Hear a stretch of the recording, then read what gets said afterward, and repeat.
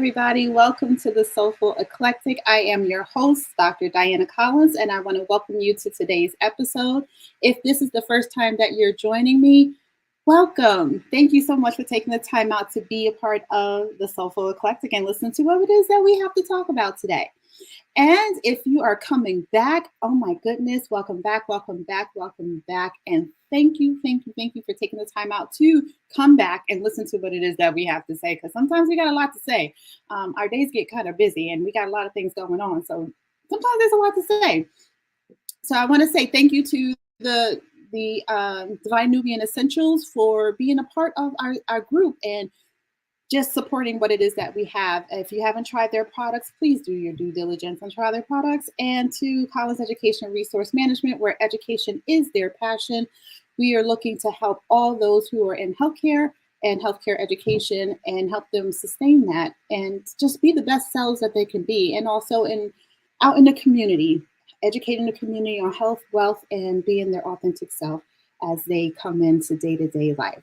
Well, you know what, guys, today let's just get into it because I can go on and on about all that other stuff, but I just have like the most amazing person that, I don't know, he found me, and God knows, I don't know what I was doing that he found me, but I'm thankful that he found me because just looking at his biography, I looked him up, I did, because people are strange and we just can't have everybody in our collection, right? In our tribe. So we got to be, selective in who we invite to our tribe. So he's very good. I like him.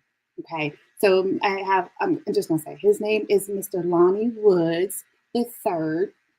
And he's from LA, people. Okay. I mean, he's in there hanging out with all of us. He's a queer leader. He's an educator, which is, that always warms my heart because I'm an educator and, that's just one of those things. And he's an author and an art director, and I'm into art, and he just speaks my language. I just don't understand how this happened. It's the universe.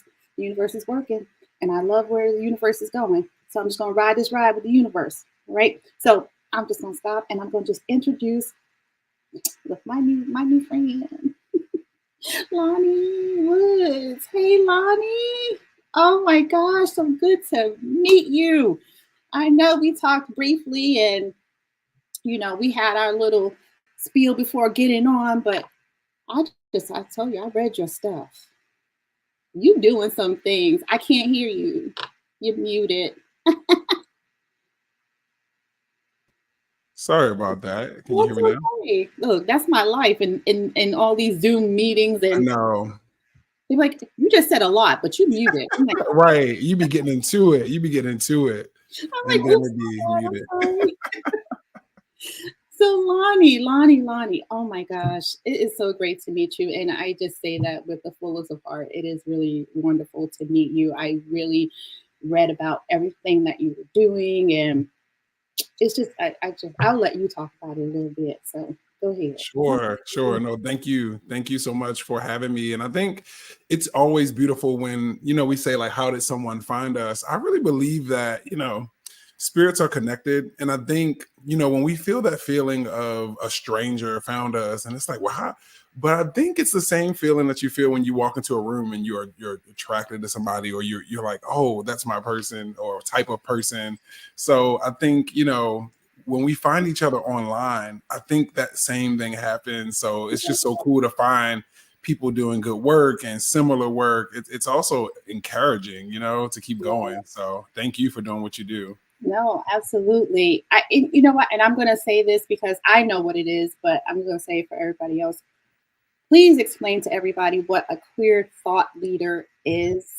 Ooh, wow. Thank you so much. So it's a bit of a new title for me, to be honest with you. Me and my team kind of encouraged me to move into that space because, for the past few years, I've had a podcast and I released my book back in 2017. Mm-hmm. And while I'm a creative at heart, what I really love is sharing my thoughts on identity, on spirituality, just in general. I've always been that type of person. And so I think when I think about my brand and who I really am, and then Me being someone who came out less than 10 years ago, a lot of my thoughts now and a lot of the ethos of how I frame life really has a lot to do with sexual identity. And I think that we live in a society that kind of discourages that if it's not heterosexual, and kind of makes it like, well, what's the big deal? You're just queer. And it's like, that's very convenient, right? But actually, when you think about it, I think queer identity for myself, it really does shape who I am. And I think even in the queer community, there is a little bit of resistance to that, because some people are like, well, I'm more than just my sexual identity. Yeah. And I agree with that. However, I think our identities, they shape our worldview in a lot of ways, and especially for me. So I think, especially because I work with younger students and college age students, it's not often that you find someone who's under the age of 50 who you can like relate to in a certain type of way. And so for me, I felt like this year I worked with the LA LGBT Center, and I went in, I did a talk with some of the queer and trans youth. And I just think that there's something about seeing someone who is embodying some form of what you could be that's really important. So even though for me, my queer identity is not something that I always lead with, I think recently I felt like, wow, like it's less about me, it's bigger than me for me to represent a larger group, because I think about how some people struggle to come out early on. And I think a lot of that has to do with not seeing representation that they can relate to. So not that I'm here as like, I'm here to be like, come out, look at me. Right. But I think, at least for myself, I think back to my childhood and I'm like, wow, like I wonder if I had known about some of the queer thought leaders like James Baldwin when I was like 5 or 7. I was reading back then, but the context of this person being queer wasn't evident. So I couldn't be like, oh, maybe that's like this weird feeling that I'm having, anyway. So I know that was like a lot to start with, but that's sort of That's perfect. So to me, just to give you a clearer answer, I feel that a queer thought leader is a queer person who represents whatever industry that they're in, whether it's philosophy, psychology, or just life experience. For me, it's a mix between art education and lived experience, and living that queer identity out loud and giving framework for other people to think about ways about living their lives. That's sort of how I define it. Gotcha. No, I love that, because I never thought about that. I was like, wait, am I a queer thought leader too? Like, I think you are. I am. Yeah, you are. Right? Yeah. Because my whole doctoral thesis actually was based off of transgender health and educating nurses in transgender health, which is not something new. And it took me forever to do because there wasn't a lot of literature. They lumped it all into LGBTQIA plus 2 spirit. And it's just like a small little section, right? To explain and to talk about transgender health. And then it's like you went on to these other concepts, right? Right. And it's like, why does this concept have to be so small? It doesn't have to. There's a lot within that. There's a lot of pieces that you are dealing with when taking care of a patient who is transgender. You got mental health, you got physical health, you got social, right? Standing, social, economic, all these pieces that cultivate that transgender individual. And I don't want to just label it as that, but that person who's transitioning and affirming their identity of how they feel and how they identify. There's so many facets of taking care of that individual. Yeah. It's just the surgical piece, right? Exactly. With the healing of the surgery. There's so much more healing and things that go with that. So yeah, so that's why I did my paper on that, and also a lot of other reasons, based my husband and, my wife and just growing up, and they needed to see it. They needed to understand it. And so I think, yeah, I guess I'm a career thought You leader. are. Yeah, you're doing the work. You're I'm definitely doing the work. doing the work. So in you doing the work and you're talking to all the youth and you're being out there, what prompted you besides all of this to really share your story and write your book and tell your truths? Yeah. So I've always been an artist. I didn't always have the language for it. I've been creative since I was young. And when I went to college, I studied photography. And I thought I wanted to be a fashion photographer. But just as some context of how I grew up in a single mom household, Mhm, and I have language for it now. But my mom is really a humanitarian. Like my mom has a humanitarian spirit. One of my first memories of, like, when you think about lessons you've learned from your parents, one of my first lessons that I learned from my mom was about homeless people. mhm, Believe it or not, like my mom always reinforced that you do not judge homeless people, and that if you have it, give it, and if you're going to give it without any type of judgment. And she reinforced that a lot. I grew up in Baltimore, so there was a mhm, lot of homelessness, and we didn't have a car and stuff like that. So I want to just reference that because it'll come up later. So I've always had this, like, be a good person. My mom used to work at a women and children shelter, so like my mom was a nurse, a geriatric nurse. So I feel like caregiving was like in my blood, but mhm, I had went towards creativity. But once I got to college, I realized that while I love creativity, I really love people. And so I mhm, started getting into more student leadership positions and things like that. So once I started writing my book, that book was something I wanted to do for a long time. So it's a book of poetry. It's called Fewer Versions of Myself. As I was writing it, I was going through some of the darkest times of my life. I had recently gone through, I had gotten married to a woman mhm. and Oh, we was dealing with that.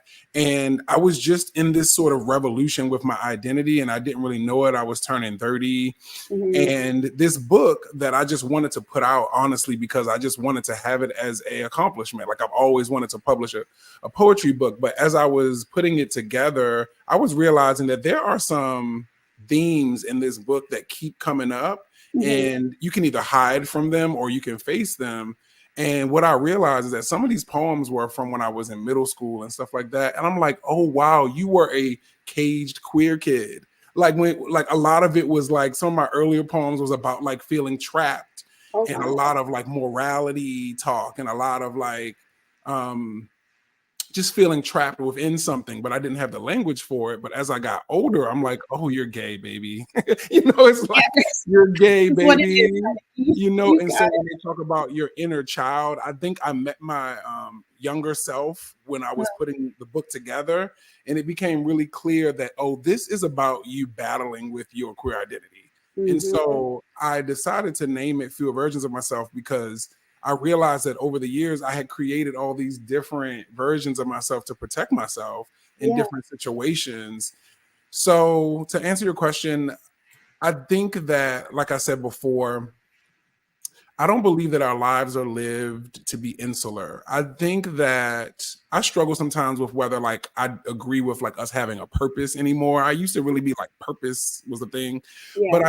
while I don't know if I believe that fully anymore, I do believe that our lives are lessons that Mhm, other people need to learn from, hopefully while we're still alive, in my opinion. So right. I think stepping into being more open about it and also sharing, I think, is about the mission being bigger than me. I don't think that I lived all of that just for it to happen to me and for me to like live happily ever after. I think there's a lesson in there about authenticity and Yes. staying true to yourself that I think other people can learn from, whether it's about preventing mistakes or not. I don't really care about that part, because we all are going to make like these non-linear Yep. decisions. But I do think that if I can just walk into a room or a classroom and one person feel seen, and I imagine that you see this in your work too, right? If I'm a trans person and a nurse comes in, you Mhm, can tell when a nurse is LGBTQ friendly. I don't care what anybody says. You can tell when nurses are anti-Black. You can tell when doctors are anti-Black. I've sat in many appointments and felt so ostracized and so isolated and so judged and so mistreated in medical situations. So for me, it was about how can you be your authentic self and show up and help other people feel seen. So that's sort of why I'm a little bit more active now. No, I love that. So I'm going to share your book because I do got it up. I'm going to share that. Thank you. Let's see how this works because every time I try to get tech savvy, I always mess it up. I know. Same with me. Every time I'm trying to like share my screen, it's like, what's going on? Yeah. I was like, so I've been praying to the computer gods. It's like, just please be kind. Like, please work today. Please. Okay, this is okay. We're friends today. For sure. For sure. I know. I realize that like technology is also intertwined with the universe. Like, I don't care what anybody says. Like, even though it's like this digital thing, like I feel like when there's like different things happening in the world, I feel like technology sort of it'd be wonky too. It does. It does its own thing. So, all right. So here's your book, and I read the synopsis. I'm like, oh, I'm so gonna get this book. Yeah. I really. First of all, I love the title "Few Versions of Myself" because when I think about it, it's all the you said something that brought to that you were like had to all these things that people that you were being inside of you. It's like all the masks that we wear as we are navigating all these places, these things that we're doing because we do. I'm starting to not carry so many masks with me because things get heavy. Heavy. Oh man, they get heavy, and it's just one of those things that I show up as me. I have this. Everybody out there, it's not something that happens overnight. It's not something like a switch that clicks. It's not. This is. I believe it's a lifelong journey to continuously show up and be your authentic self, because you will come into challenges where you just want to put that mask on because it's just easier, right? It makes it because I think it's ingrained in us to want to make people around us feel comfortable and feel safe, right? Yeah. Right? And so when we walk into the room and there's not many of those faces that look like us, we automatically want to throw that mask on and just be that. But I personally have started to think, okay, no, this is who I am. I'm going to, literally the way we're talking, this is how I talk every day. This is just me too. I am who I am. And I'm so tired of switching codes. Right. It's exhausting. It's exhausting. It's like, listen, this is who I am. I don't know if you've done this, but I know I used to do this. I used to, when I'm in a room and people look at me strange, I start running down my resume. Because I felt like I needed to prove that I belonged here just as much as everybody else. And I had to have a talk with myself, like, you don't need to give your resume. You're here in this room because you obviously belong in this room. Right. It's not for you to prove to them or anyone else that you belong in this room. Exactly. Because honestly, most of the rooms that we get into, you can't get in there unless you belong. You're right. And the older you get, the more you realize that a lot of the people in those rooms don't deserve to be there. Let's talk about that, right? That part, they don't deserve to be there. And so I love that your book talks about all those pieces of you and the way you wrote it. I know I've only had synopsis of it, and I'm getting that book. Yeah. Actually, I'm gonna have you send me it and pay you for it. So you can sign it. I got you. I I got you. I got you. I did that. I had another author on here, and I was like, no. I said, I read the books. I read them all. I said, that's why we're here. I said, but you're going to send me all of them, and you're going to write, you're going to I sign want the autographs. I got you. autographs in those books. Um, so yeah, so I was just like, I do love that, and I love that you share that. So how do you share this in the community with the kids? Because I know you have the younger kids. I teach Yes.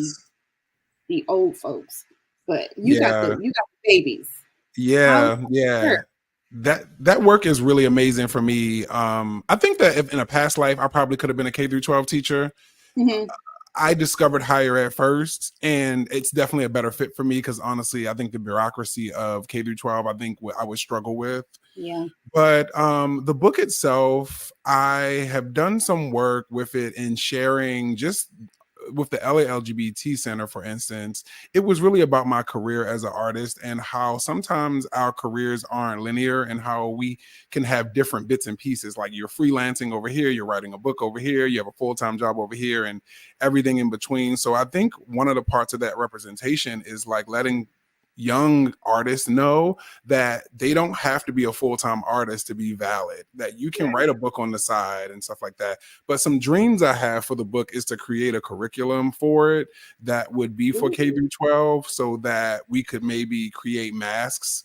And so the idea would be to I'm really proud of that book because I named it fewer versions of myself because I don't think there's anything wrong with having multiple versions of yourself. No. No. But I think the problem is that when other people own the version, the other ones, if you want to be, because like when I think about like drag queens, for instance, Yeah. or people who can can transform into someone or something else, I think that's beautiful. But it Yes. should be motivated by your own desires, not because my partner wants me to show up like this, my parents want me to show up like Yes. this, religion wants me to show up like this, and it doesn't really, I don't really connect with it. But in order to not disappoint this group, this person, this organization, I'm going to show up and put it on. So the idea for the kids would be for them to create physical masks that would help them to become more confident or help them to, because sometimes, like for instance, fashion is a mask.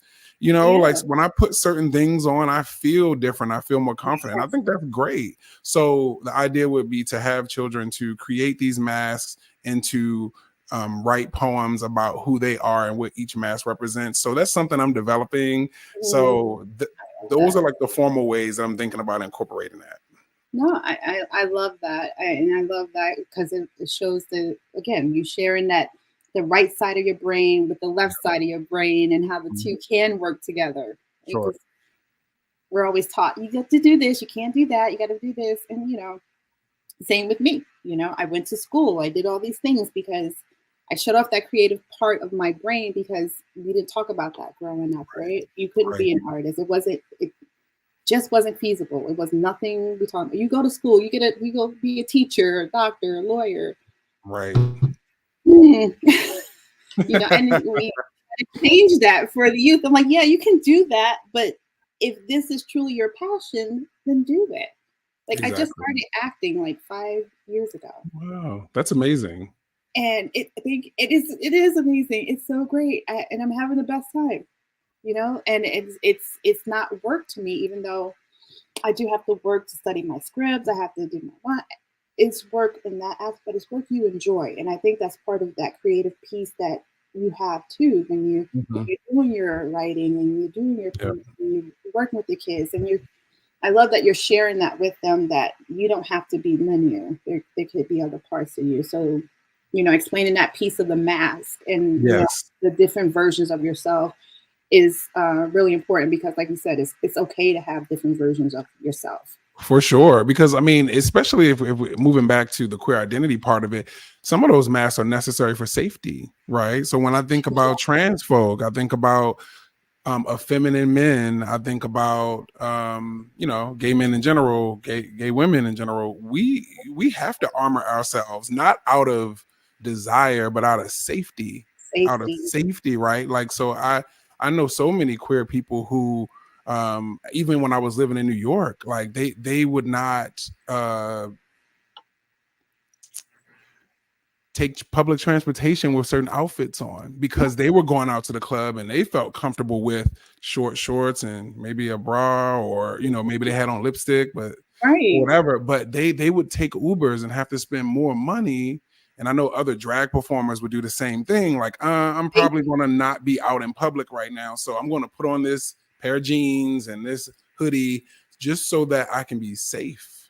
Yeah. And one of the most heartbreaking stories, and this is, someone who I know who transitioned, and we were talking about like the reason that they wanted to transition. Not that you need to talk about it, but we were talking about it, and they told me that the only reason, well, one of the main reasons that they were transitioning was because they were female to male transition, and they didn't feel comfortable with people judging their voice.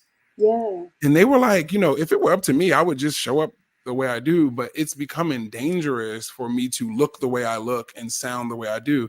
And that really breaks my heart that some people feel that they have to take these measures in order to feel safe in our society. And I think, without getting into politics, like we need more policies to protect people from things like that, because it's really harmful. So for me, with the youth, my other goal with sharing it is, I think the younger you can catch a person, the less masks they create for other people. So it excites me when I work with 11th graders and 12th graders. I don't work with anyone below high school for the most part in college, but just to know that I could catch them at a point of development where they could be like, oh, wait, I don't have to do that. You don't have to do this for your friends. You don't have to show up like this at school, and so that brings me joy, because the older you get and the longer you take to develop, which you're like healing journey, which is fine. I don't think there's a time period for you to heal, but if you can catch someone early before they start creating all this stuff, that part, like, why not? Exactly. And then that's what we want to do as we're growing into who we are. Let me help the younger generation not make the same mistakes, or at least lessen the blow, right? And the consequences behind those mistakes. Exactly. And they'll think about it a little bit more and recognize that they are enough. They're enough. Which, yep. I don't know about you, but I know for me personally, I wasn't told I was enough. So to have now go out and as an older adult, feel like and come into that I'm enough. No, you're not about to tell me. Exactly. And then raising my children, and in that same mindset, to know that you are enough. I want you to know, and I need you to know that you are enough, and you show up as you are. If they don't like you, that's their business. Right. Exactly. They can go about their business and do what they need to do, but you don't change who you are just for someone else to like you. And that goes for friendships and your relationships outside of that as well. So, because we do that, I was telling my good friend here that I feel like when I was growing up, felt like the runaway bride. Remember, I don't know, with Julia Roberts, the movie. Yes. Right, where she was everybody, she changed herself to be with the person that she didn't really have her own identity. And that's like, I can identify with that, because for a long time I changed myself to be with whoever I was with, and I liked the things that they like, and I did the things that they did, and it's like, what do I like to do? What do I want to do? Kind of thing. So. And it was never nothing I would have done. Like, I wouldn't have done that. Right.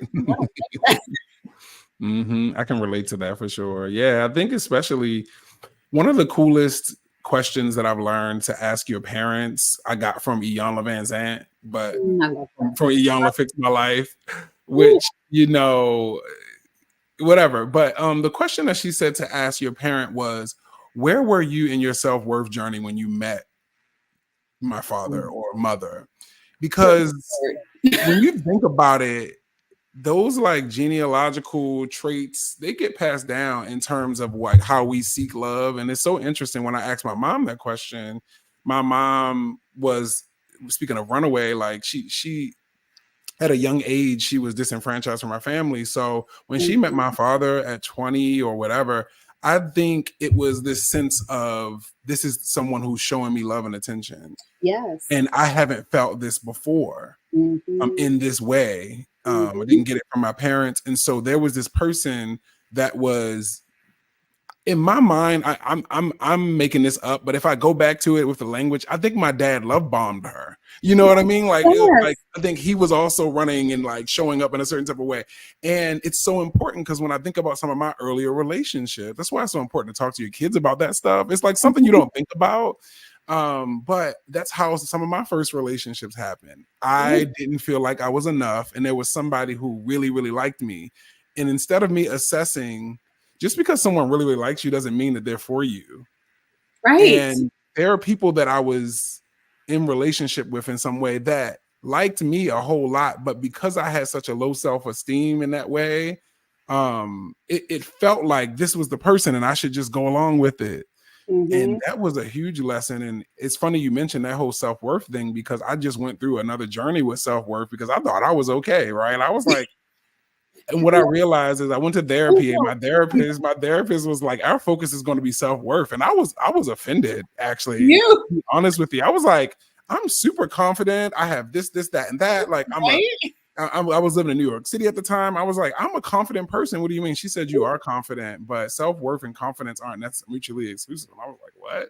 And what I realized is that I was confident in a lot of external things that I was able to produce because subconsciously I was taught that high achievement equals my worth in a way. And through that process of 2 years of therapy, she helped me to see that I deserve love at base level just because I am Lonnie Woods III. Before the accolades and the degrees and the books and the even not even just big external things like those things, but even like being in relationship with someone and doing labor, emotional labor for them. That's also an example of how I think I would show up as showing my worth. It's like making people laugh, always being the like happy one. I used to be the type of person where if I show up not super jovial and happy, people are like, what's wrong? And I really took that on, like, well, you can't have bad days, or even when you are, you put on that mask of like, hey, ha. So I had to learn how to accept myself as worthy at base level. And that was hard. But I finally am there now. Like, you deserve love before you do anything else for anyone else. So that is a beautiful lesson that I learned. And I take that with me. Yeah. I'm glad you mentioned therapy. You know, being a person of color, therapy was never something we talked about. You know, you only crazy people go to therapy, and I know a lot of the movies joke about, you know, the crazy Uncle Pete that was in the back of the room. I actually had an Uncle Pete. His name was No.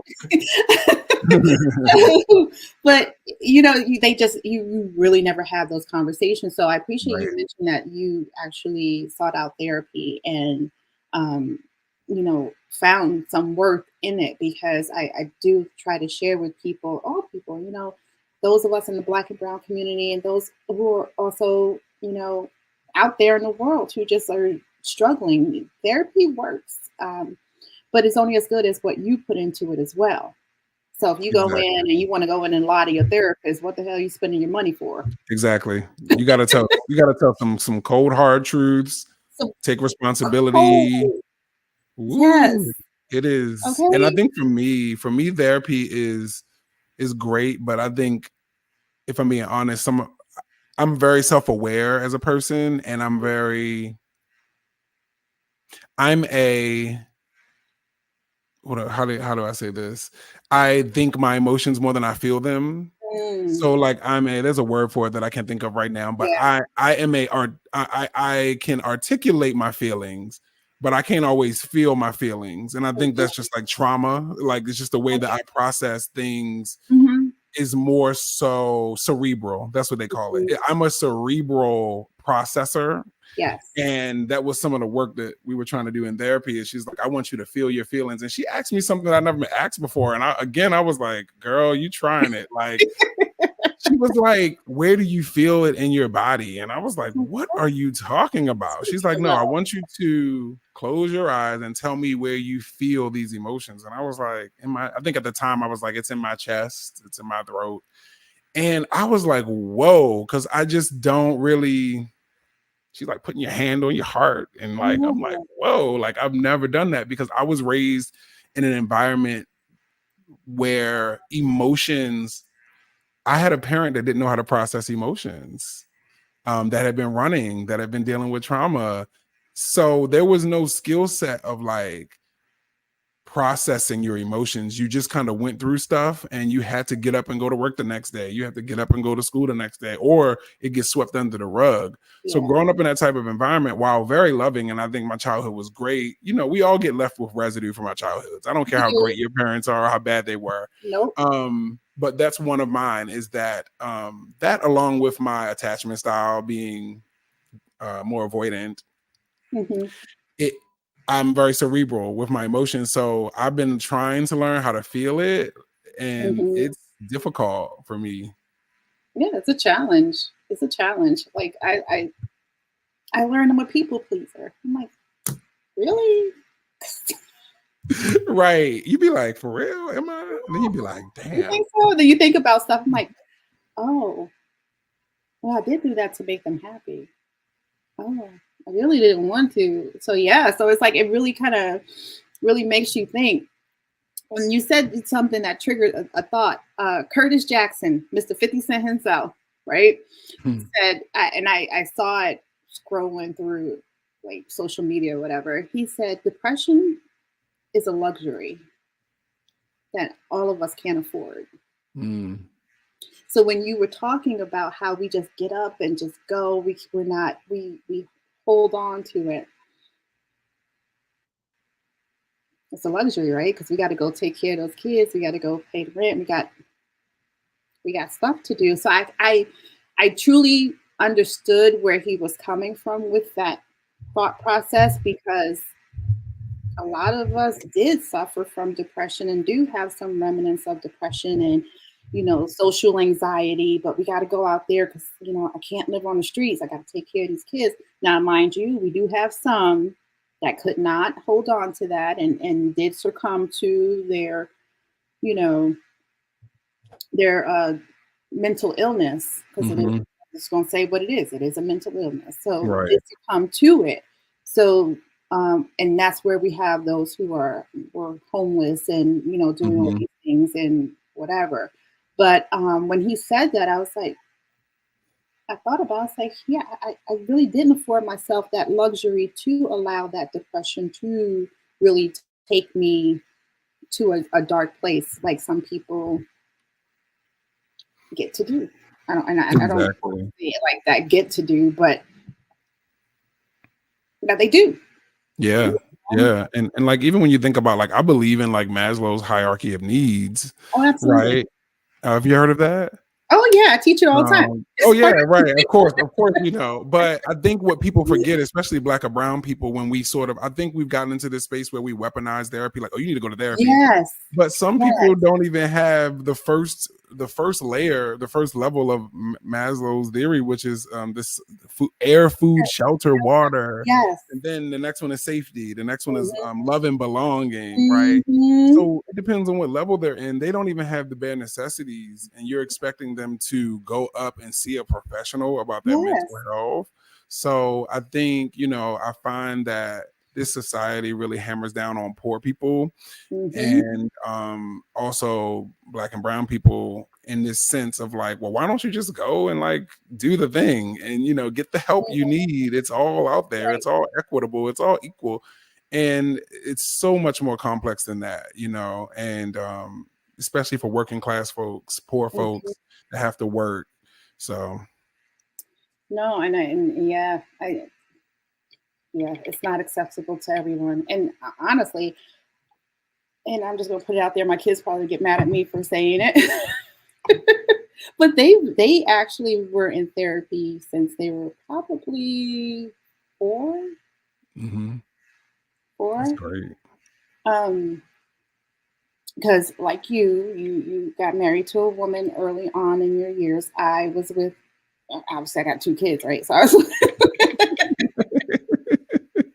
Something happened. something happened. It wasn't a, immaculate conception there. Right. Though it probably would have been easier anyways. Right. Um, but it's just one of those things that, I needed them to really understand that the things that they're going through and understand their feelings and emotions, because I wasn't afforded that. Um, so they went early on to therapy, so they know about it. They've been in it for years, and now to the point where they're like, yeah, I don't, what are they gonna do for me? And I was like, no, no, no, no, no, no, bring it back. Right. Because it's helpful. It really is. Mhm. Mhm. And I tell my students, I tell my patients, I says, I still check in with a therapist ever so often, to make sure I'm still doing what I need to do and doing that. That's my part of my self care. Mhm. Mhm. And if you think about it that way, you're taking care of yourself, your mental health, your well being, because you can't. Mhm. I just by me, I'm a nurse practitioner, I'm a nurse educator. I'm given to, all day, every day. There's something given that I'm given. I'm married. I'm giving there. I got the kids. I'm giving there. I got the students. I got my. It's just a constant well that just keeps going. And if I don't replenish that well, which in the past I wasn't, and I'm sure you've been there where you were just Yep. giving your Yep. soul away, and it's like Mhm. you're running on fumes. Yep. And you can't do that. And then you have that wake up moment where the light switch goes off. It's like, oh no, no, no. I have to relearn that word no Absolutely. for you people, Absolutely. and stop and not feel guilty for saying no, and not giving an explanation for saying no, because we're good for that too. Yeah. It's like, Yep. no, because I have to do this. And it's like, no, just no. Nope. No. Just Complete sentence. It's a complete sentence. It's a complete no, sentence. No. Period. no, period. That's it. And Yeah. so it's like, so do you teach your students that too, as you are talking about, you know, mastering who they are? Right. Yeah. Yeah, yeah, definitely. I mean, not in those exact terms, but I definitely think that like a lot of the work I do with high school students is that youth arts organizations and helping them to advocate for themselves. I Mhm. also work with an organization called Create CA here in California, and Yay. they have a group called Student Voices, and it's all about arts advocacy. So the students are like trying to pass bills about the arts and Nice. stuff like that. So they have to write to like their superintendents and stuff like that. So Oh, really just helping them to build up the confidence to know that they are someone who can speak on this issue and that they are important and valid and they can ask their questions. And mhm. so I think, with the college age kids, especially, a lot of things around like consent comes up as well, just because of student life and different Yeah. situations that students are in at that age. So I think it comes up a little more there. I work more so for the college level. I'm more so in the career development space Okay. with them. So I used to do residence life and housing though. So I spent a lot more time talking to them about it in those Mhm. situations because you had more social situations and stuff like Yeah. that. So yeah, but like that whole thing about saying no and articulating why you do or don't want to do something is so important. And also mindfulness, right? Like asking yourself, checking in with yourself. I know for me, I have ADHD. So sometimes the way my ADHD shows up is that I don't always, when you have ADHD, you process things really fast. So my Mhm. brain is going really fast. And that also translates to me wanting to reply really fast. And Yes. sometimes that has gotten me in trouble because I've said yes to things just out Yes. of like a knee jerk reaction, or even when I'm going through conflicts, I learned that I'm the type of person that needs to take a beat. But because I'm so Mhm. like intelligent and a quick processor, I want to be there and I want to be talking because that's just my Yeah. nature. But sometimes that desire gets me in spaces that I either or saying things I don't want to say, or Mhm. not fully saying what I really want to say, or not giving myself time to really process and see how I actually feel versus how I feel in that moment. Yeah. So I think it's so important to check in with yourself. And that's something that I've learned and I still struggle with because I just I think there's something about being able to show up and respond that I think serves me in some type of way. I'm just being honest. Yes. I'm just being honest. I'm not all the way done. I think it serves me. It serves that side of me that is servitude or something like, Mhm. oh, you're asking something of me. Let me answer. Yeah. And I'm learning that sometimes I need a day. Sometimes I need a day. And what I used to struggle with is that sometimes I tend to attract people that don't like that do not like conflict to linger. And you know those Yeah. people that are like ready to wrap it up, and you're like, Mhm. and so sometimes I feel pressure to wrap it up. And Yeah. I've learned that I have to be like, I know that you want to get to the answer, but in order for me to truly respond the way I need to take a day. I need to take 2 Mhm. days. I need to write in the journal. I need to process Mhm. it and then come back. And that's been hard for me because that's like it's in a way I'm saying no. I'm saying Yeah. no, like I'm not ready. And people judge that sometimes because they think you're running away. And even my own father, it's funny. I don't have a really good relationship with my father, but we had an interaction a few years ago where we got into a conflict and he said something like, you're always running away from things instead of, and I felt so gaslit in that moment. I'm like, oh, wow, this is what happens when someone's not doing what you want them to do. They sort of Mhm. can take a part of you that you really need. Like, you know, actually, I'm not running. I'm actually like not someone who can quickly, and it's probably because of you, honestly. Right. Yeah. Let's It's just be probably honest. because This of is what you you that I can't think on my feet and actually be in touch with myself because I need time. And so I've learned to try to take that time, and I still struggle sometimes to just stop and say, whoo, okay, I'll give you that answer later. That's right. hard for me. That's really hard for me.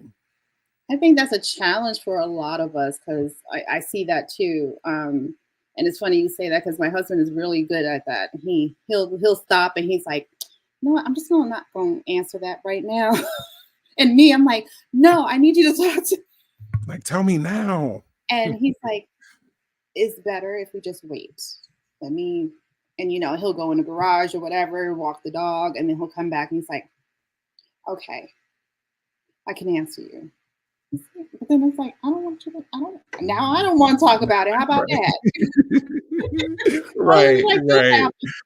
Um, Right. Yeah. And realizing that but it's I not don't think punishment because it's not it's like, punishment. Yeah. It's right. not It's like, punishment. no. But and the logical person that I am and the knowledgeable person that I am, I know this. I know he needs some moment to process it. I get it. And I appreciate it because I'd rather have you come back with a polished processed answer and conversation than a blow up, I gotta eat my words conversation. Exactly. Exactly. Um, and I respect that because I do think because then I'm going to learn from you because I'm not going to even lie and say I'm too big to learn. No, I'm okay. I'm gonna take that beat. I like that. Yeah, that's nice. It's nice. I It's nice. like that. It's really nice. So and then I started doing it. And when he said, "Are you going to answer me?" I'm like, "Yeah, not at this minute. Let me think about this for a minute," and then I'll come back to him with an answer. So I was like, "Okay, I like that. I like that because it does slow me down Yeah. because Yep. I keep It works in professional settings too. it Those does. I those emails, those emails where you be ready to cut somebody out. Like if you really as I said, woo, there's per my my last email. email. Right. You know what I'm saying?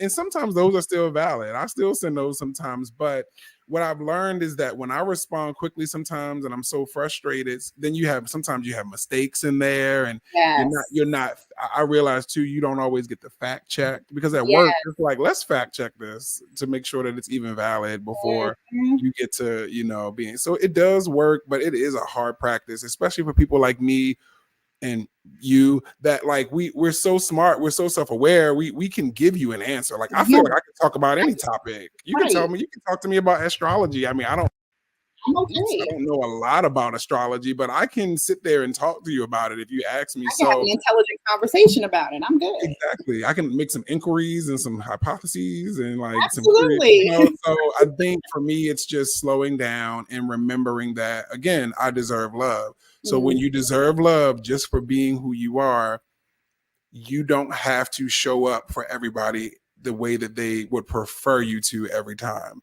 And that's where that comes from. I think it's like, oh, someone's asking me something, I want to be sure that I answer, because that's where my validity comes from. But it's like, no, like, you actually still are valid. Your feelings matter. The way you process matters. So take what you need. But I think for me, a funny part about this process for me, though, is that I used to use that as a crutch to not address things. I'm being honest, right? So I used to like use it as a way to make it go away. Like, let me take some time. And then like, but then my therapist was like, but Lonnie, you got to come back now. Like, you gotta come back to it. You can't just hope it goes away, because that's what I used to hope. I used to hope that it went away. And she suggested that I put a time period to it, because it's like, how make a time, say a day, say 2 days, and really come back at that time and say either you need more time or be ready to face it. And that's really good advice. And I agree. Yeah. It is. And I'm sorry, I'm falling apart over here. I told you I wasn't home. It's okay. I'm creating things. But I say the same thing to my kids too, and to students and just patients in general, and people in general, because it's helpful. And I'm just going to use my students as an example. So they have a test and they didn't do well, and they want to cry about it and be miserable about it, and I would tell them, I said, okay, listen, I get it, you're grieving, we all do, all right, yes, it is grief, you failed the test, you're grieving, I get it, but don't stay there. Give yourself an hour, a day, 2 days, whatever. But put a limit on that grief, because at the end of the day, are you going to come back here and continue and be the nurse that you want to be? Or are you going to let this defeat you? Because right now, I tell people, you think you're defeated, but you're just wounded. And that wound might be a little deep. Ooh, that's a good one. Right. That's a good one. And I will put the definition of defeated and wounded on the board. I said, you're wounded. You're not defeated. Right? That makes so much sense, because defeat is final and wounded is temporary. That's what I get from that. Yeah, it's temporary. It's you'll heal from it. You'll still have the scar, because we do need, some things are going to scar you depending on how deep that wound was. You're going to have a scar, but we always need that reminder so that we don't go back there. That's good. I'm going to use that. Are you wounded or are you defeated? It reminds me of, are you having a bad day or are you having a bad moment in your day? Right. Because a lot of times something bad happens and we just define it as a defeated day. It could be 9 a.m. You got a call. How my day is done. I'm like, let's say you broke up with your partner that morning. It's like, I'm having the worst day ever. It's like, really? Are you? Or just was a part of your day really sucky? Right. Or like, even for your nurses, right? Is this part of your shift really sucky? Is this interaction with this one patient really sucky? Yes, and it makes them stop and it makes them think. And you're like, yeah, you're right. I was like, yeah, I know I'm right. So that's not bad. Right. No, or, I'm waiting for you to come around. I know I'm right. I know I'm right, but thank you for realizing, what I already do. But it goes along those lines, right? Are you wounded or are you defeated? Okay. And the same thing, when it comes to failures, because nobody wants to fail. Nobody. But who was this? Confucius, I think, said this. And I'm not a philosopher by any means, but there are a couple of quotes that I do like. But Confucius says, the master has failed more often than the student has tried. So when the students come in and they think, oh, you don't know what it's like no, I had failures before I got to this point. Masters, you have to, in order to really be successful, there has to be a level of failure, because you have to learn from that and grow from that. So there's failure somewhere, even in the most successful person. They've had a level of failure. It matter how big or how small, but there was a level of failure that happened at some point. Yep. It's what you do with that failure. Yep. That And it's funny. Yeah. And I think Oprah said, failure is just evidence that you're trying. So yes, how can, if you're not failing or passing, then you're not you're not trying. trying. You're You're not not doing trying. anything. So it's just, I think another thing that I like to look at it is like it's data as opposed to it being detrimental. It's just data. So instead of Mhm. saying, oh, I'm failing because my relationship failed or because I lost my job. No, Right. you just got some more information. You learn something about yourself. You learn something about what you like, what you don't like. Yes. No, it's data so that you can apply that to the rest of your life Yep. And because you tried. you It's tried. you try. You try to fall in love. You try to do it this way. You try to go back to school. You tried, and I know something in your field that I know just because I know a little bit about nursing is that a lot of people struggle with those exams, Those and they exams are fail hard. them a lot, and especially for the registered nurses. Yes. It's hard, and I've seen people want to quit after nursing school because of that freaking exam. I know. I You know. know, and I'm not making light of it, but I think I've seen nurses talk about how, take it again, and you can really you can do this, because it can be discouraging when you finish all this school and you get to this exam and then you can't move forward. Yeah, it is, and it is discouraging. And I share those points with a lot of students and those who aren't in academia. It's like, you get to that point, and yeah, and then you feel like it was worthless when you fail those tests. And like you said, nursing exams are different. They sound really hard. They, Very hard. it's a challenge because we're asking you to apply what it is that you've read and you've learned because it shows your understanding. Whereas our traditional education system is learn and regurgitate, right? You learn it, you memorize a few topics and some keywords and some terms, and then you look for those in the test. Mm-hmm. Mm-hmm. Nursing is not that. Nursing says, okay, you got a patient who's got a blood gas of this, and this is going on. What are you going to do with it? And it's like, Right. and you don't understand what's happening in that blood gas, you in connected to the symptomology, you're not going to understand how to answer that question. Mm-hmm. So you try to teach them, okay, everything in your life isn't about regurgitation. It's about understanding and applying it, application. And that goes with anything in life. It's we are built in a society that was built for factories. Education system was built to put us in factories. Let's just say what it is. We get grades A, B, C, D. Factories is A is the best, B is the best, F is the worst quality, right? Yep.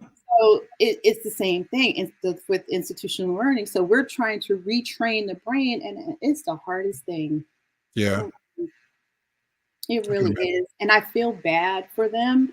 I mean, because I've been through it.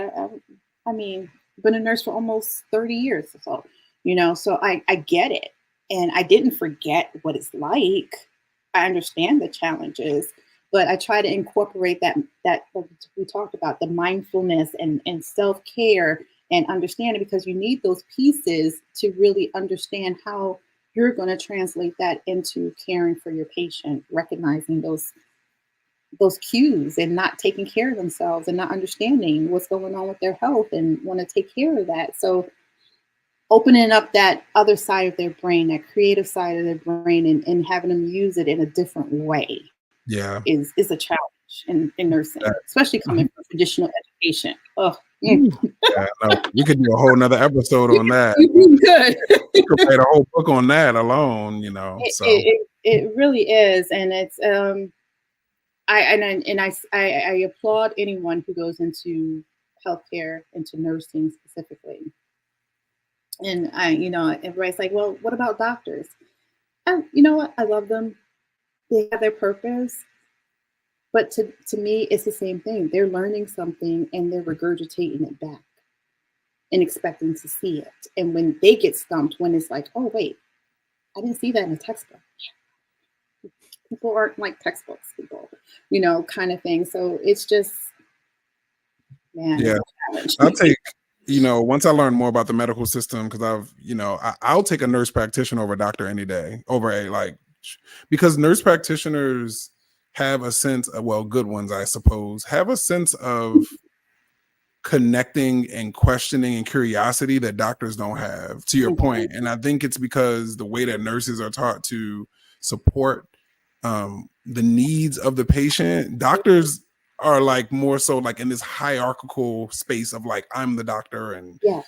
everyone, they don't really tend to take a lot of time and effort and energy to listen to what you're saying about your body. It's like you went through medical school in a system that taught you like nothing about Black and brown people, nothing about, to your point, queer people, but even beyond that, like everything isn't linear with medicine. Like it's like, oh, just because the blood work didn't come up, I'm telling you I have this pain under my arm or whatever, and you're telling me it's fine. But it's like, it's not fine because I know what my normal body feels like. And there's, so I find that nurse practitioners, at least the ones that I've experienced, they just have a better bedside manner, and they're a bit more curious and accommodating versus trying to just rush you into a diagnosis, which kudos to nurses.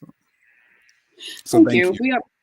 Thank you. We are a rare breed. We are a rare breed. And like, I'm glad you said that, the good ones, right? The good ones, yeah. Because right, there's struggles in every industry, yeah. there's that. For sure. But before, because I'm looking at the time, I'm like, oh Lord, we've been talking. We've been yapping, yeah. Your podcast. Okay, what did I do? What I did wrong? Yes. Come on, research. You did your research. I did. I told you. I love that. What did I do wrong? Yes. Okay, so what prompted you to start that? Because I just love the title, like your book.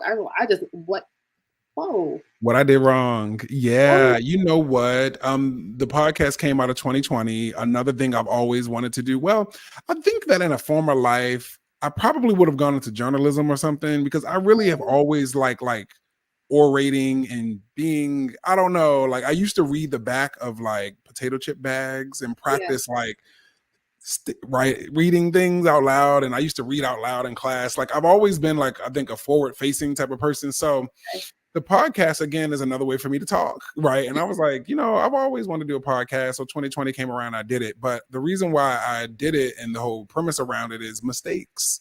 And I felt like in the sort of like self-help space, there's not a lot of talk about mistakes and like really focusing on mistakes. So I wanted to do a whole podcast about mistakes that I've made and the lessons I've learned from them, and try to release people from the shame of making mistakes, because mistakes are in the past and it's like we can't do anything about them except for take accountability and try to learn from them. So I really wanted to be vulnerable and say, like, these are mistakes I've made, these are things that I've done, and I've also had other guests come on and share mistakes. And so these topics, they could be any topic. I've talked about everything from like money management to getting fired and having my identity in work versus myself.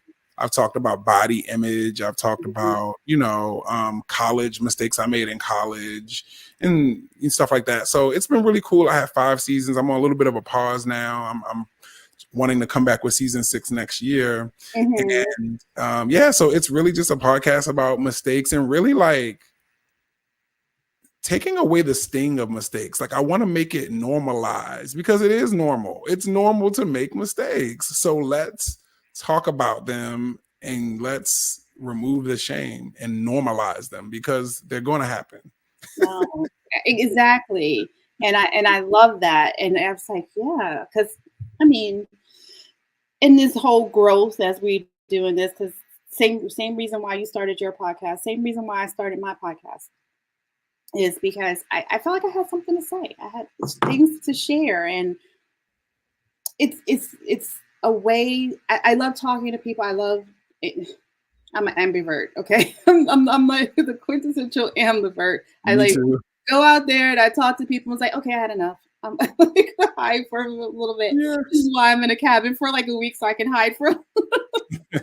Right, I'm the same way. So I can hide, but it's and I think we honestly we started our podcast around the same time. Oh wow, yeah, I think a lot of us started things in 2020. It was like, let's 2020 was our year. Yeah, for sure, for For sure. creativity and growth. That was our year. For sure. Like, let's try everything because the world is so uncertain. We might as well try. So Yes. here we So, are. yeah, so 2020 was a birth of many things that I have done.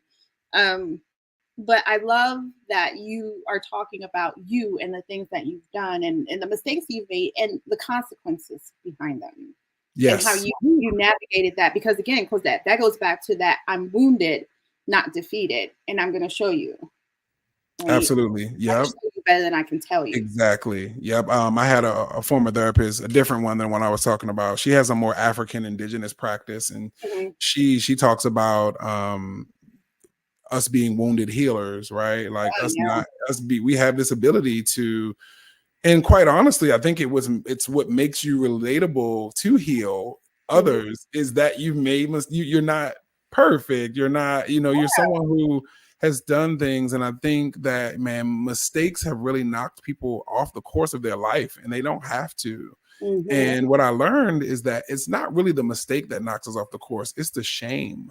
Yes.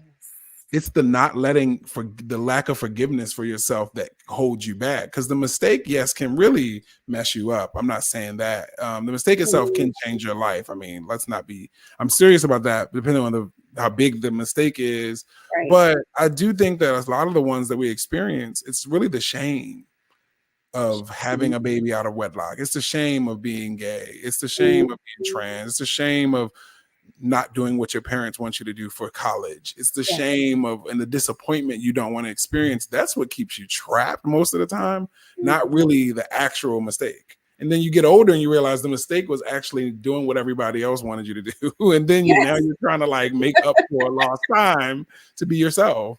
So Right. like it's like let's limit that is my goal when I work with like young people. Like I want them to walk away from me, hopefully spending less time trapped being Mhm. someone who they don't want to be. Yeah. And it's easy to fall into that trap, um, and forget For what sure. you're who you are. Especially And for listen, youth because they're still developing their brains. So it's harder for them because they're being pulled in all these different directions. They don't even know what they want yet. And no, so peer no. pressure, you have parental pressure, teachers, the internet, your Yeah. people at school, and your brain hasn't even fully developed yet. So Mm-mm. That damn internet gets you every time. every time, Like I saw it on the internet. I was like, would you just get off the get internet? off of there. Get off of there.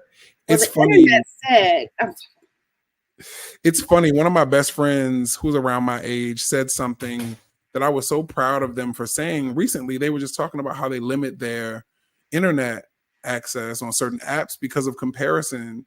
And I'm mm-hmm, like, wow, this is someone in their 30s. And I mean, right, we all deal with it, but the fact that she was so open about it, like, I have to stay off of there because I see a standard of beauty that I don't feel like I fit. And that really bothers me. And I'm like, that's so real. that is And real. it's so self-aware and cool that you know that and that you're not judging yourself and you're just saying like, I'm gonna limit that because I don't want to be on here comparing myself to this girl or that girl. I'm like, that's good. That's really That good. is.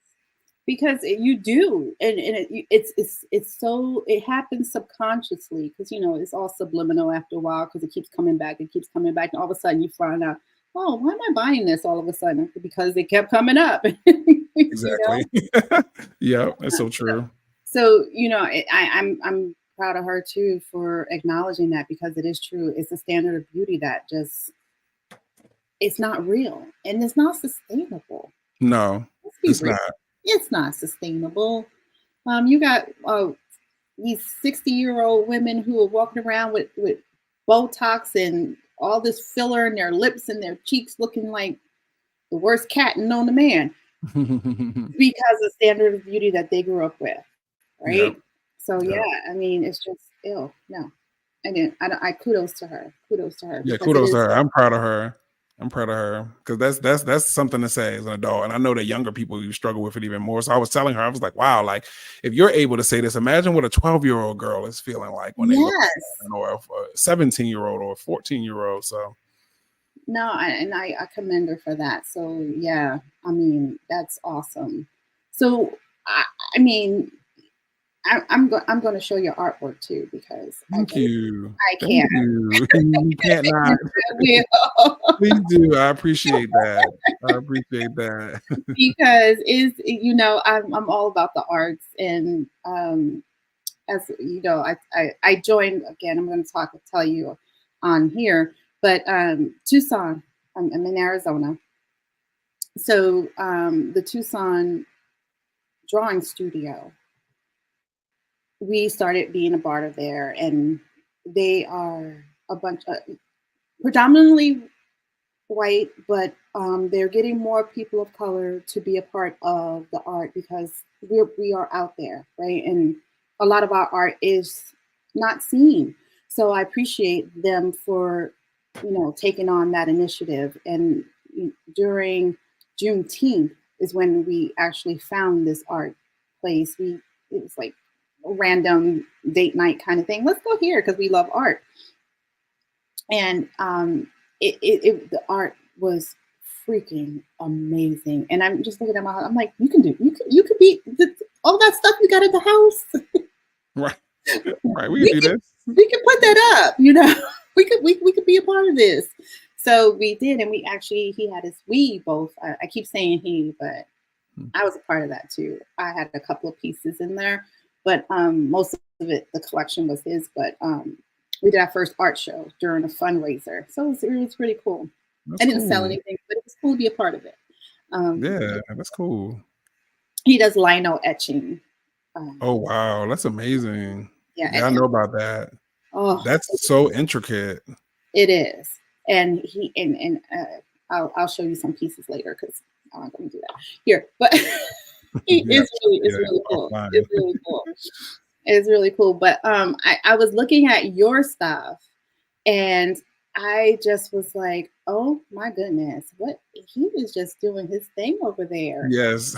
And thank you. I've always been so multidisciplinary, or whatever you want to call it. Didn't have the language for it, and I struggled for years, because this world and our education system tells you that you can only be one thing, especially if you're Black, especially if you're queer. It's like you can only be one thing, and I'm so many things. Like, I truly am. I'm a creative, I'm an educator, I like talking, I like drawing. I mean, well, not so much drawing, but photography. I like helping people with branding, and it's just felt good to be older and be able to put all of it into one place and feel like I can be all of this.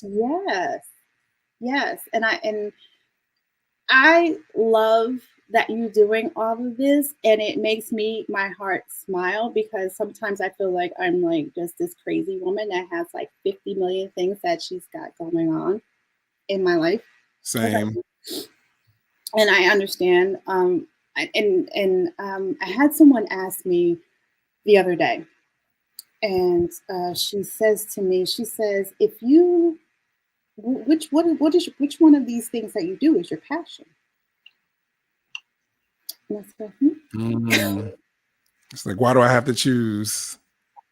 That was my exact words. Well, why do I have to choose? I mean, I love them all. So she says, okay, talk to me about my podcast. So I talked to her about the podcast, and I was, all the things that are going on about the podcast. And she said, okay. She says, talk to me about your education business, because I have a college education resource management where I tutor nursing students, and I go out in the community, teach about health and wellness and equity, healthcare equity. And she said, okay. And she said, now tell me about your skincare line. So I told her about that. And I told her about that. And she said, now tell me about teaching. And I told her about that. And she's like, wow, you really do. She says, not one time she said, your voice just lit up with each one of these things that you talked about. And I say, because they're all my passion. They're all pieces of me. And I love each and every piece. And now I'm adding my art, getting back into my art. I says, I'm loving this. Yeah. I'm loving this stage of life where I can actually learn me, right? And you said learn, you have to learn yourself. Yeah. Yeah. So I get to learn me. And I said, it took me 40 years to even start thinking about me, let alone learning me. I love that. So I said, so now that I started thinking about me and I'm learning me, I'm starting to put all those things that I've learned into practice. So again, that's where all these pieces come, and I get to meet fabulous people like you. I mean, like me. I said, how can I go wrong in any of this? It's perfect. Mm-hmm. Um, Mm-hmm.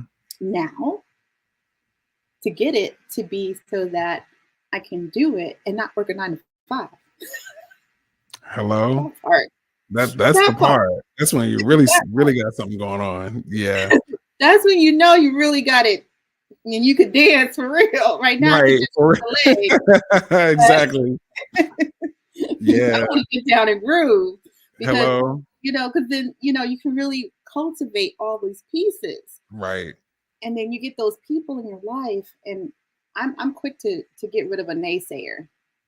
Because Same. tell me I can't. I'm gonna show you I will while you on the outside looking in. They, I have, I mean, I'm sure like you do, have people in your corner that are going to support and lift you up and tell you Yes. when you're wrong.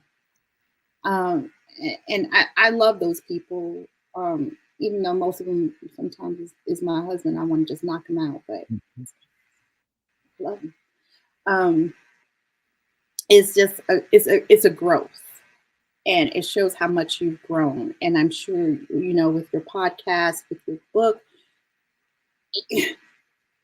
your art is showing how you're growing and how you're evolving. And I love that. And it shows the different stages you're in Thank life, you. right? Thank you. Because you're not yet 40, right? Not yet. Yeah. Not yet. You Next gonna be year. and like I said, that's the next stage. Like you Yeah. took the stage to learn you and to cultivate you and build you. Now that next stage, when you turn 40, it's on fire. Yeah. I feel it. I feel it. I was feeling really anxious about 40 earlier this year, probably even up until recently, but now I feel like I'm walking into like a level of expertise or something. Like, I don't know. It's like I feel like I've paid my dues and I feel like I have more to learn, but I just feel like, wow, like you can really sit in your gifts. You can really be valued and you're an expert. Like you've been doing something, it took me a long time to realize that, but it's like, there's a certain amount of hours that you have where you're an expert and you've been doing something for 10, 11, 12 years. You're an expert. You're good at what you do Mhm. and you don't have anything else to prove. And that feels good. Yeah, that does feel good. Yeah. Yeah. You did with your chest puffed out again. Yeah, for real. Like, I got this. This, right? So and you're hitting that 40 mark. I'm hitting that 50 mark. Mhm. So now, when I told you I started this journey in 40 to 50, now I'm like going to ready to soar Yes. from this point on, because it's on and popping. It's on and popping. Love that. It's on and popping. 'Cause we still and here. We because we still still here, here. we still here, We and still here. how many people probably counted us out, Hello. Even in my own family. even in your own family? That's the wild part. Yeah. People count you out because you're doing things that they could never do. And not even from a jealousy standpoint of like they want to do exactly what you want to do. It's that they can't see them. One of my favorite quotes is people can only meet you as deeply as they've met themselves. So if they haven't met themselves at somebody who has a podcast and is a nurse practitioner and teaches and is an actor and does art and shows and exhibitions and can go to the cabin and get quiet time with their friend, they can't even do that for themselves. So you doing it feels like really impossible. Like, what do you mean you're going to do that? Right. And I learned to, not that I don't ever take it personally, but you learn to take it less personally when you think about that they haven't met themselves as deep as you are. So they can't swim and you're over here swimming on Olympic style swimming on like 8 feet. Right. So when you look at it like that, it's like, oh, you you just can't be over in these deep waters. Mm-mm. And so to you, that's like intimidating, which makes sense because you can't swim over here. You can't swim over here. You can't swim over here. You can't. It's just, it's the truth. And when you look at it like that, to your point of proximity, why are we connected closely to people that are liabilities that are going to pull us down and drown? If you were in a pool, you would say, stay over there on the shore because you're going to make me drown if you can't swim. And so that's how it goes with friends and relationships. You can't be out there in the deep with people who can't swim. Yeah, because they're going to pull you down in that tide right along with them. Then both of us going to die. Who was it? T.I. said this, and I'm not a rapper follower at all. Come on, T.I. I can't tell you what songs he nothing. Same with 50 Cent, except for Go Shorty, it's your birthday. But oh my goodness. But he said something. I think he was like saying something to a friend or whatever. Mm-hmm. But to your point of swimming and being in the same waters, he said, if you notice, your friends are like trees and grass. You both start out in the same spot, but you see, trees don't come back down to grass. They keep going. Mm-hmm. And grass tends to stay. Yep. And you have those people that are going to be just the grass, and they're happy being the grass. But those trees, they can't be, they still, because the tree is still in there, right? Rooted. So they still have some small connection, but the tree didn't stop growing because the grass stopped there. Right. And it's the same thing with that whole water and, being in the deep end. You're going to pull me down. Mm-mm. Yep. Yeah. And the cool thing I've learned too is that like I used to judge those people. I'm being honest, like, oh, you're trying to pull me down but when you look at it like more of as an access thing, like they actually can't see themselves becoming a tree. It actually makes you like empathetic. Like you're like, oh wow, I still got to get away from you. But I'm like, oh wow, you really can't see yourself beyond this grass. And what I've learned too in life and what I try to instill in young people too, you can learn something from everybody. And that person that is like even questioning your potential or whatever, they may have given you something to help you move forward. And like there's a baton passing in life, and everybody that you come into contact with, they have some type of key purpose in your life. It's just up to you to decide when to let them go. Yes, you can't hold on to them I tell people, because they feel like, well, I grew up with them. It's like, yeah, but you also grew apart from them. Because even me, I grew up in Brooklyn, Bushwick Avenue, the worst of the worst during the 80s and the 90s, where you had gangs and this and that going on. I tell people that, and they're like, wait, you didn't grow up in the suburbs? Nope. Couldn't even tell you where it was back then. Right. A city. Didn't know it existed. I knew it was there because of TV, but other than that, no. Now my parents were good enough that they did not have us living in the typical projects, but we did live in like lower income type apartments in the brownstones where people, your landlord kind of put it together and say, okay, yeah, that's a room kind of thing. So there's that, but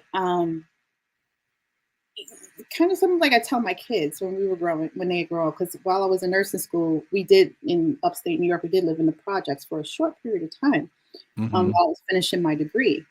And they were like, Mom, why can't we play outside? Or, you can play outside, I don't care, but you're coming in at a certain hour. And thank God it wasn't like pink houses in Brooklyn or anything like that. Yeah. It was a little more subdued, but it was one of those things where people around you are doing all these things, and I would tell them, you can't do that. I'm not going to allow you to do that. Okay, just because we live here doesn't mean like we have to be and act like we are from here. Right. And that's the way we were raised. It's like, just because we live in this space, I'm gonna show you and teach you that there's more out there. So Same. Again, Yep. I count myself as one of, like you, count yourself as one of the lucky ones that we grew up in those inner city ghetto spaces and pulled ourselves out because we saw that's not what we wanted for our lives. It's You a know, gift. It's a it real is. gift. It's a rare gift. Yeah. My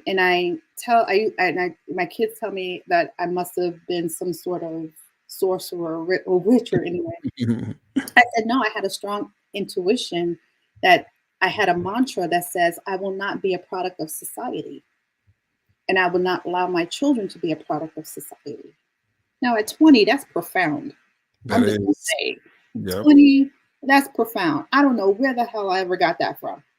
But it was truly my mantra. I will not be a product of society, and I will not allow my children to be a product of society. So I did what I needed to do so that they didn't. So yeah, even though I was living with depression, I didn't have that luxury to be A lot of us depressed. didn't. You figure it out, but it takes a level of growth in the ability to be resistant. For sure. Um, and I don't know if you do anything but trauma awareness, trauma focused care, and trauma focused education with the ACEs, with adverse childhood experiences that we have. They have a test, a series of tests to show you where you are in that ACE scale and how much trauma that you Okay. probably experience. And based on your number, you take the resilience. And I did it. I just was like, I'm an educator. I got to do all these. I do all these things to Yeah, better. we love a good assessment. We love a good assessment, right? So we go in there, like, all right, I did this, and it's like, oh damn, Right. okay, Yeah. so here we are. Here we are. Yeah. Face to face with it. It's like, yeah, I guess I do have some childhood experiences that could have affected me negatively. And you take that resilience test, and it's like, how? Wow, I would never expect it to be this resilient as I am based off of where we come from. Right. And there is that innate ancestral resilience that is built into us, I think. And you have those who can't find it or don't have access to it, which is why they stay where they are. And those of us who tune in to it and don't know why we're listening to it, but we're listening to it. Yep. Thank God. Yeah. Yep. And it's nothing but. And I'm gonna say this last. I'm looking at the time. I'm like, good Lord. So my kids would ask me. My students would ask me. I call my students my kids too, so I use them interchangeable. But they would ask me, how did you do this? Because I would tell them, I said, you think you're the only one that invented going to school and working at the same time? Right. Like, no. Right. I said, we did it with kids. We did it working 1 and 2 jobs while we went to school. We did, like paying bills and doing all these things. We did it to get here. So you're not the first one to invent this. And then, I tell them a little bit about my story and how I became a nurse. And they're like, how did you do it? I say, you know what, that old saying, God looks out for babies and fools. I say, sometimes the biggest fool gets the most help. I said, I got here only because of my tenacity and my grit and not wanting to be a victim of society and want to be a part of society. I didn't want to be a statistic. And that was my driving force. And I share that with the students. It's like, you choose your path. It's all going to be work. What are you going to work to? Work to be in the same space or work to level yourself up? Time is going to pass and you still need to do the work. You choose which work you're going to do. True. That's so true. It's so true, right? Yeah. So, yeah. So, I'm not going to keep you any longer because I can talk to you more and more and We more. talk more and more. We gotta catch up again. We will. And I definitely will reach out to you. And if you find that you have something going on that you want to share and you want to come back on, please just let me know.